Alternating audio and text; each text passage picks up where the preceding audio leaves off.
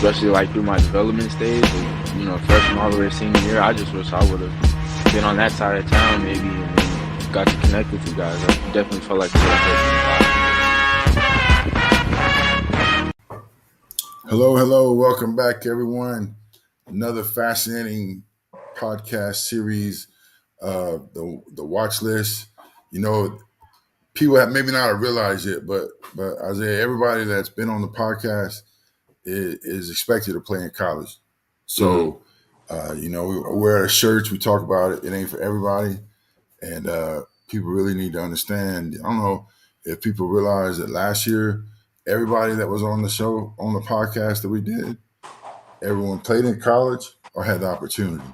So we like to think we got a good eye for talent, and so I'm not the one that found you, Mm-hmm. but I sure am glad that we got a chance to talk over the last year or so.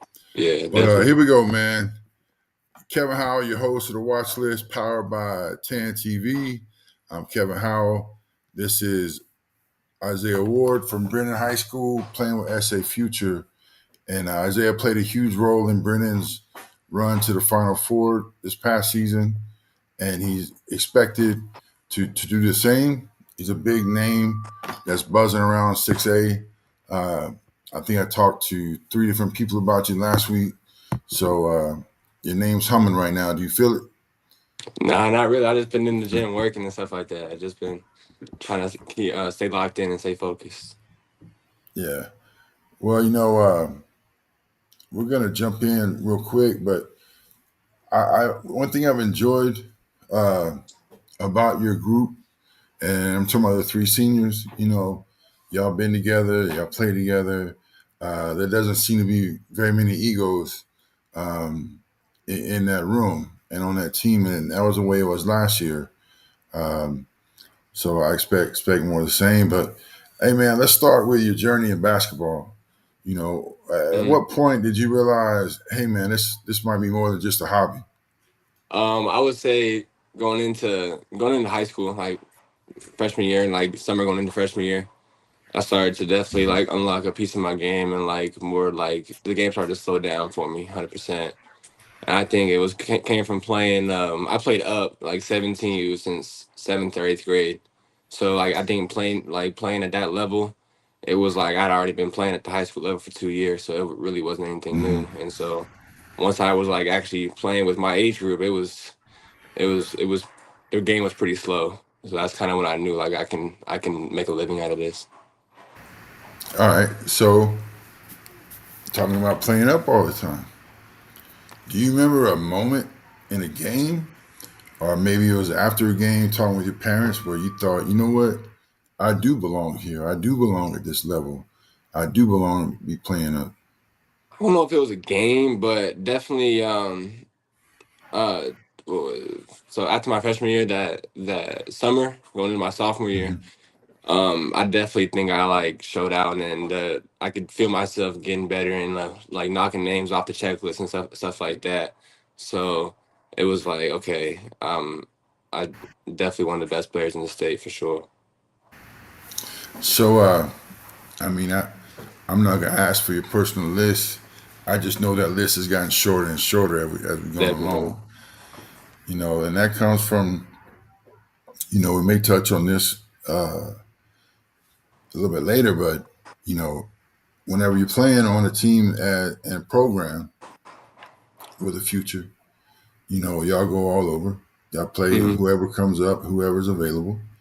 Um, at least I know in Brennan has had basically a national schedule last year and parts of the year before that.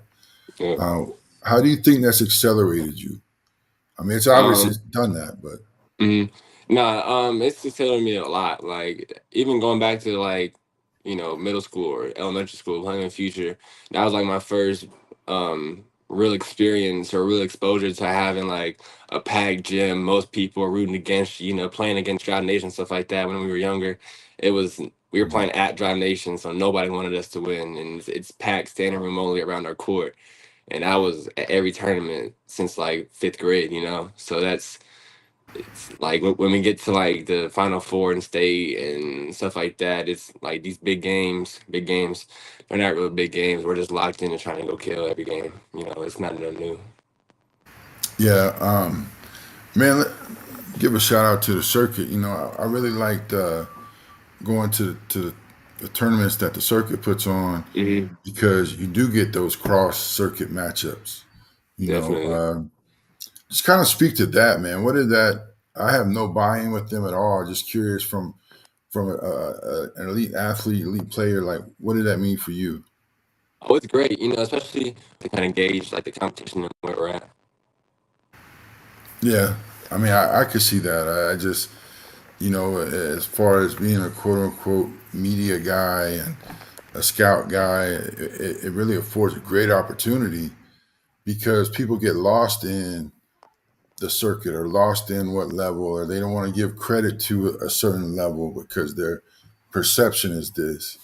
But man, when you start going off and knocking people off, man, that that speaks volumes. But I appreciate everyone. This is the most people that we've had on uh, since we've been doing the podcast. All right, Zeke, let's talk about the Brennan run. You know, Hmm. y'all went very deep into the final, well, nature of the final four. You know, previous years that would have been considered at state, you know, in Alamo Yeah. Dome. But Uh, what was that whole adventure like? it was crazy because like this year was the first year we flew for Brennan, right? So Mm, we went to Maryland, and that was like a great experience. We played St. John and DeMatha there, and they really get to the paint, and they get to the paint onto with 2 feet, and they're really looking to score and dish it out, and that was something that we definitely picked up on from there, and how they play basketball. On the DMV is they're really strong, and they play to get 2 feet in the paint, and they're fighting for it. And once we do that, we were collapsing, and it was a really good lesson for us. And like even like to take basketball out, right? Like even like the memories and stuff like that. You know, bonding with like my guys that we've been with, especially like the seniors. We've been with the seniors forever too. Like they're only a year older than us, right? So we've been with them since fourth grade, right? So I think having like that last ride with them was really cool. yeah, I felt like I went along on that trip because I watched everything on Facebook or Twitter or Yeah. anything like that, man.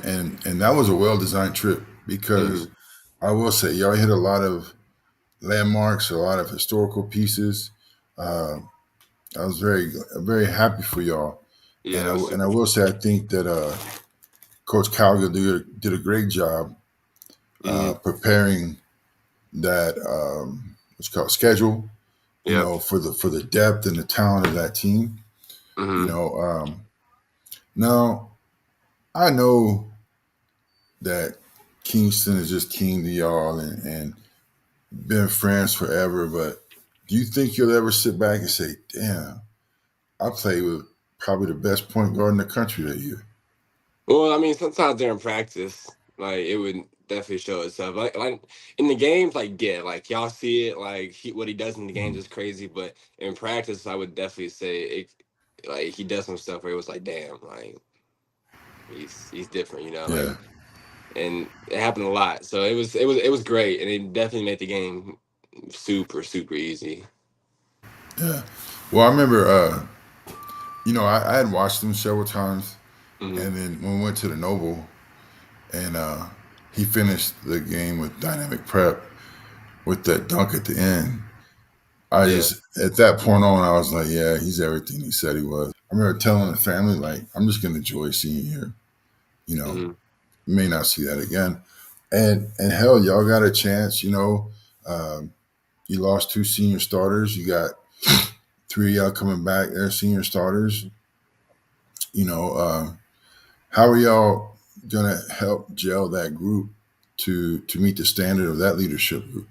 Yeah, I mean, we're already doing like the little off season like workouts and stuff like that, like low camp and stuff like that. But it's we're definitely coming together. Like the guys there, the guys that are coming in, they want to get better, and they want to compete, and they want to be a part of our family. and we're welcoming them in with open arms, and they've been putting their head down and working just like us. And so I think if we keep doing what we're doing, we're gonna put ourselves in a great place to overachieve. Yeah, you know, and that's still, man. That I'm not going back to the best starting five in San Antonio. I'm not going back to that comment. All right. Hey, that was crazy. We ain't gonna talk about it. We ain't gonna talk about it. But I do want to point out they did make it to the to the regional finals. Like I mean, maybe And they we're in the wasn't, second group. I mean, it's whatever right. though. I know, but believe me, I heard about it. But anyway, uh, you know, man, that's a hot district. You know, Mhm. like there's a lot of haves and have-nots, and I'm not going to ask you to talk down on anyone. Yeah. But what is coming out of a district like that? How does that prepare you? Um, I think it definitely like it's harder more like on the mental side, right? It's Mm, playing, going down in the preseason, and having that crazy preseason schedule. It definitely prepares us. But then when we hit district, it's almost like a total shift, right? And just mm. mainly the bodies, I would say. Like the bodies, it's still basketball, right? But the bodies is they're bigger, stronger, faster, all that stuff, jump higher, all that stuff. So, I would say when playing district, trying to stay locked in and trying to beat teams how we should beat them, right? And um, that started with defense. Like we were very locked in this year on defense and trying to make sure that we truly dominated the teams that we were supposed to dominate. Yeah, I would. You know, and I told Coach Calgary once or twice, man. But that was really probably the most impressive part about the season this year is that y'all didn't have a letdown game. You know, and that was kind of that part of that comment was they're going to have a letdown game. You know, and you didn't. So great senior leadership, great you guys Mm, following it, great. You know, coaching staff. You know, so it's gonna be fun to watch, man. And going definitely. back to the games that I've seen you personally and the team in and of itself, y'all make winning plays. You rebound, you hustle, help side blocks. I like the fact that you always meet people at the rim.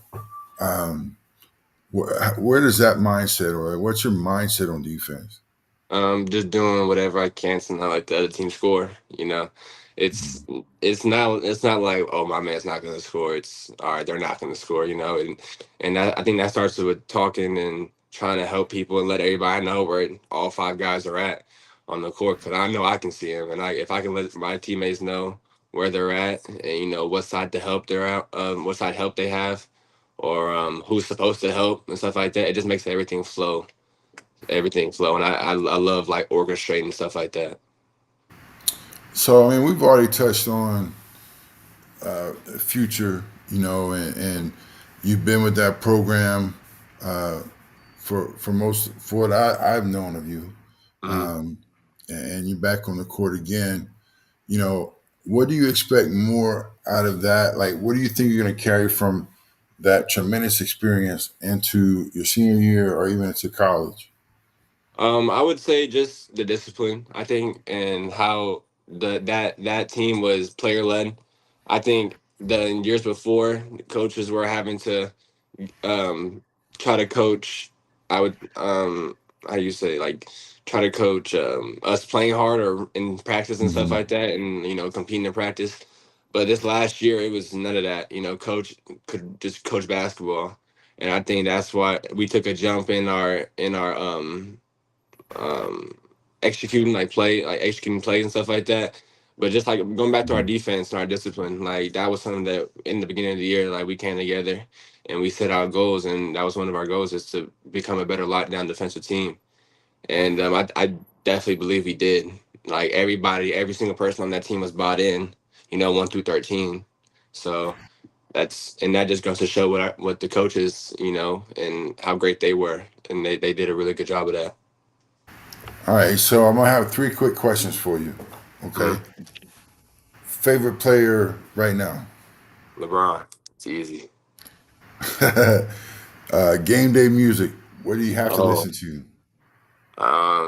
Give me "Can't Stop" by the Red Hot Chili Peppers. Put y'all on. What? Put y'all on. Let me Oh, put y'all versatile. on. Okay. Can't stop. What about one word that describes your game? Um, I would say versatile.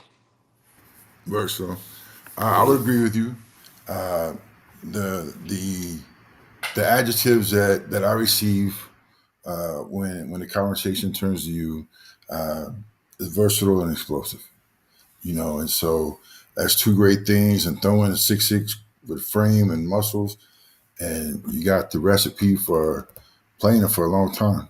You That's know, like, uh, I'm closing up right here, but if you're serious about Texas basketball, D1 frame, elite effort, and mindset, coaches need to follow up with Isaiah. We call him Zeke Ward, number 42 of Brennan. Big thanks to Tan TV for pushing our independent coverage like this, and shout out to everyone helping these athletes be seen the right way. We'll see you guys next time on the watch list with more players that deserve the spotlight because it ain't for everybody. sir.